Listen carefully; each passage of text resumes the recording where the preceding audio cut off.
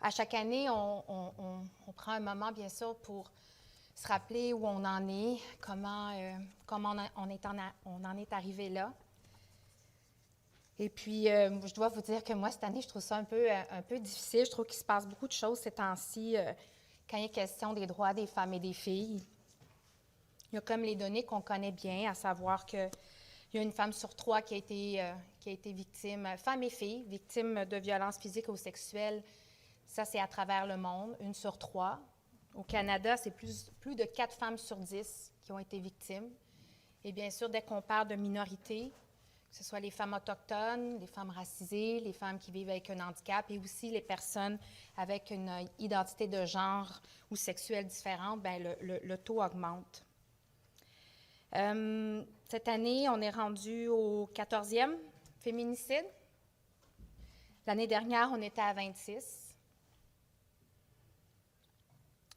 Ces temps-ci, je trouve aussi qu'il y a beaucoup de questions sur MeToo, qui amènent la grande question à savoir comment les femmes font entendre leur voix. Il y a beaucoup de discussions là-dessus que je pense qui sont importantes et nécessaires. Il y a beaucoup de procès aussi qui se produisent. Des femmes qui sont prêtes à aller en justice pour dire ce qui s'est passé puis revendiquer une réparation. Des fois, il y a des jugements qui font terriblement mal, d'autres qu'on salue. Vous allez me dire, c'est quoi le lien? Mais tout est dans tout, en fait, je pense. Puis sans vouloir mettre tout dans un même sac, je pense que l'idée ici, c'est de dire que la violence faite aux filles et aux femmes, elle est encore trop banalisée. Elle fait encore trop partie de certaines cultures. On se rappellera qu'il n'y a pas si longtemps, il y a eu la question de Hockey Canada. Quelle honte de penser qu'une organisation puisse cacher des événements aussi traumatisants, aussi difficiles pour des femmes.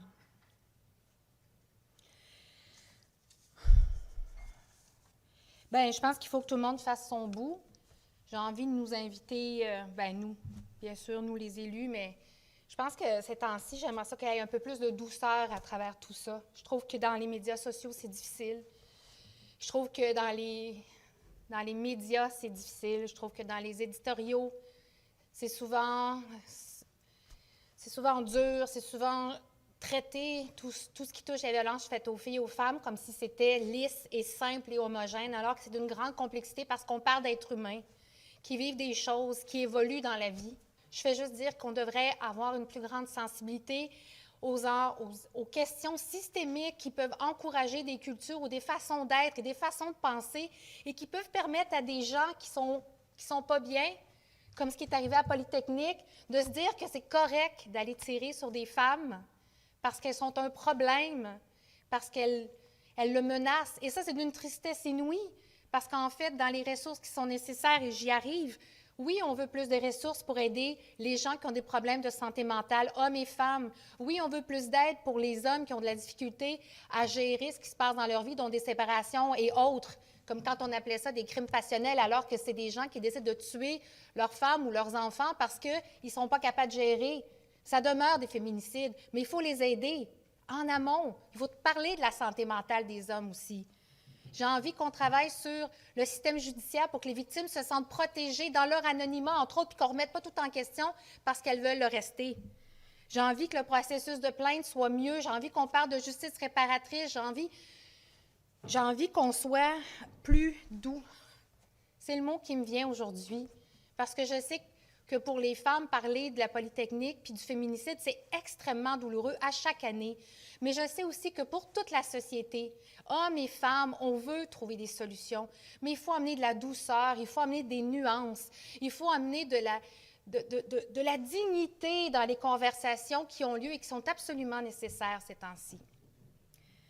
En terminant, bien, je vous parle de tout ce qui doit être fait. Évidemment, bien, ça passe aussi par nous, à la Ville de Montréal.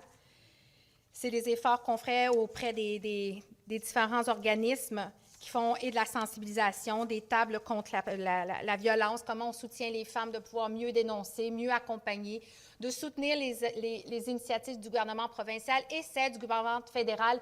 Puis j'ai envie de vous dire, à ce niveau-là, est-ce qu'on pourrait, s'il vous plaît, réfléchir à bannir les armes de poing, d'enlever les armes d'assaut, qui est une façon tellement simple d'empêcher qu'une personne mal intentionnée, malade et pas bien, en arrive à tuer 14 femmes comme c'est arrivé à Polytechnique.